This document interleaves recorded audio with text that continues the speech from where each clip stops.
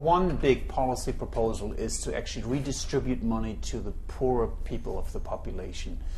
We have seen underconsumption in recent years. The consumers are not really pulling their weight. The economy is driven by investment. And so by distributing money to the poorer people, that should help to drive consumption as a key part in sustaining growth in the coming years. That's right, and they're doing this by having state-owned enterprises having to pay a dividend into the government social security fund as well. But surely there must be quite a lot of resistance to this by the old guard, by people used to the way things were run. So do you think this will be successfully implemented? Can the Chinese government pull this off?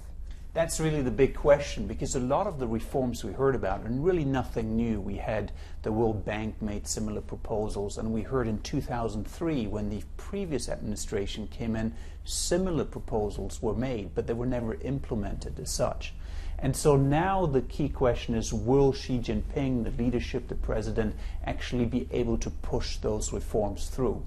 And one of the encouraging things is that he set up a reform commission that helps them to actually implement these measures against vested interests, against the bureaucratic interests that are still quite pushing back in the country. Now, the thing that most journalists, headlines, newspapers have been focusing on is the relaxing of this one-child policy. There's also a relaxing of the hukou system of household registrations as well. This will allow people to move more freely within the country. Specifically, how will that add to growth? Well, the one-child policy is something that is sort of the media really focused on.